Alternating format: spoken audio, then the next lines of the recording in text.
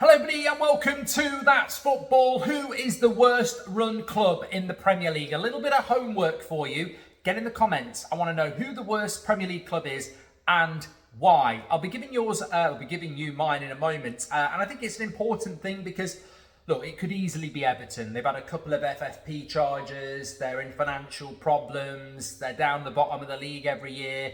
Everton is a good shout. Chelsea, an absolute shambles. Of course, you could shout them, but you could also say someone like Spurs. Do they have the ambition to match the potential? So I'm interested. Maybe do a top three. I'll certainly give you mine, and I'll certainly be putting Man United in there as well, and I'll be explaining why.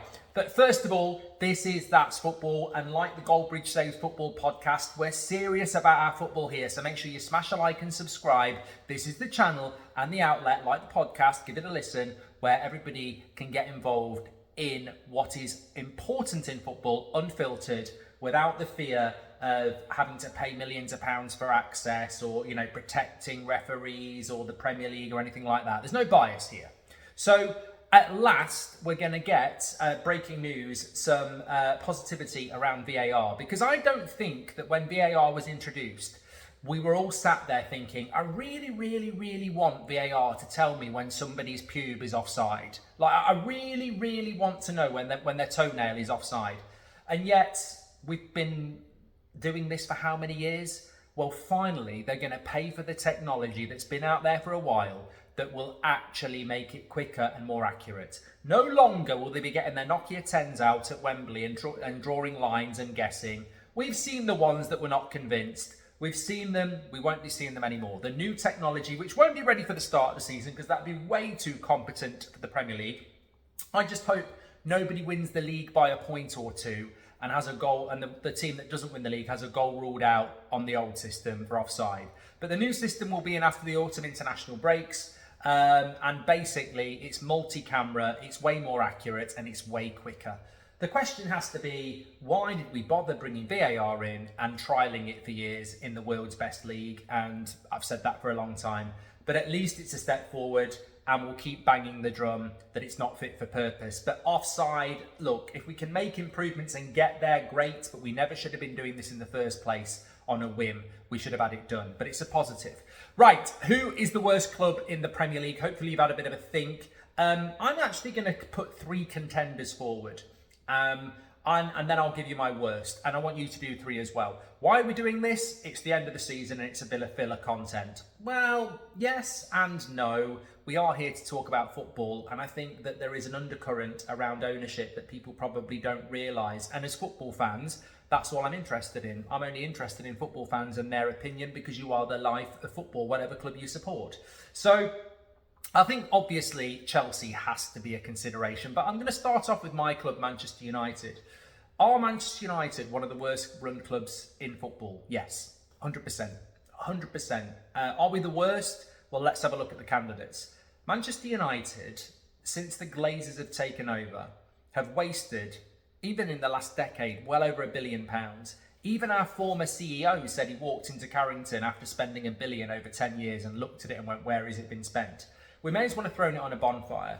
Think of all the good we could have done with that money. Absolute waste of time, and it all goes back to the Glazers. They appointed the CEOs, they appointed the director of footballs, they've been hands-on apparently. They wanted to take us into a Super League. They were one of the architects of the Super League, which is one of the biggest betrayals that has happened in modern football to fans. Old Trafford. I played at Anfield a couple of weeks ago. You can see the video on the channel. Anfield is an old ground. When you visit it, when you go behind the scenes, when you look at the dressing rooms, when you look at the media outlets, when you look at everything in their facilities, old ground, up to date, modified. Old Trafford is a ruin. It's beyond repair almost on the Glazer watch. So I think Manchester United has to be up there. Some would say, well, Ineos support 25%. Yeah, they bought 25%. The Glazers still own 50%. Their dividends, Ineos hopefully can turn this around, but right here, right now, you can't say that Man United are a well-run club because Sir Jim Radcliffe's got 25%. Massively in debt as well. I think Man United's... I'm almost convincing myself that Man United's the worst run club. And again, just because Ineos have taken over 25%, does that you know, it's almost like some the media and some United fans want to sweep everything I've just said under the carpet. It's still there. The debt's still there. The stadium is still rusting. We're still, you know, in a massive period of uncertainty, and things could get worse. So Man United have to be a consideration. I think Chelsea as well are a weird one for me. I mean, just because your stadium isn't rotting and you're not in massive debt doesn't mean that you're a badly run club. I mentioned Spurs because somebody said it to me. Why would Spurs not be a consideration? They're a sleeping giant with their location, their stadium and everything, but there's a lack of ambition to take that extra step. Is it Spursy? Yeah, but even if you want to put Spurs there, they're not on a level with Man United. And also, when you look at Chelsea, another London club, and let's not forget, a few years ago, Kroenke out, Arsenal, it just shows you how ownerships can change quite quickly. And maybe we would have been putting Arsenal here 2 or 3 years ago. But I think Chelsea has to be there. I think the big problem with Chelsea is that they've spent a lot of money. You know, they spent $1 billion in 18 months, let alone a decade. That's worse than Man United. On what? They have brought some good players in, to be fair. But I think with Todd Boehly, his heart's in the right place. His just head's not in football.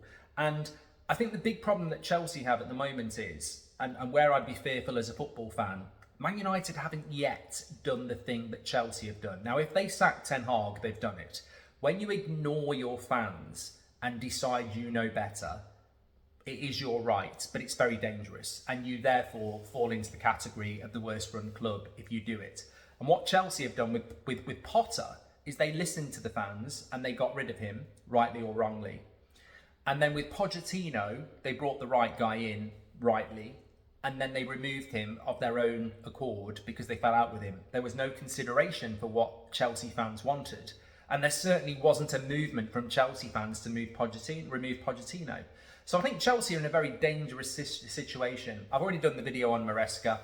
It has to work because basically Chelsea have been run badly for the last couple of years since Abramovich left, who ironically ran the club probably quite well, Chelsea fans would say. But with Boehly and the consortium that they've got, they've put themselves in a position where they're very, very, very trigger happy around signings and sackings, and they don't really listen to their fans either. So they'd have to be a contender. Third contender for me would have to be Everton. We've said it before. The amount of financial fair play charges that they've had pending over them is bad running of the football club, but also on the field as well. They're a bigger club than that. The positive is they've got a stadium. The negative is they can't seem to move past this ownership wrangle that's been going on for a long time. And in some ways, Everton and their owners are very, very lucky that the teams that came up last season just couldn't deal with the Premier League, because Everton could really, over the last 2 years, have found themselves in the Championship and potential ruin. So I think Everton, by luck and not design, aren't in as bad a position that they are. But I think Everton, Chelsea and Man United would be the worst run clubs in the Premier League for me. And biasly, I would have to say Manchester United, because I live it and I feel it and I'm devastated by what the Glazers have done to this football club. So I would say Manchester United. Get your comments in. What are your thoughts about the offside rule? Is it too little too late? I don't think it's too little too late. I just think any improvement's an improvement on something that's crap. And on the worst run club, have you got any outsiders, any other clubs that, you know, there might be a real surprise in there. I really want to just look at the comments on this one. Make sure you smash a like on the video and subscribe. Thanks everyone for tuning in. Take care, you legends. I'll speak to you all in a bit.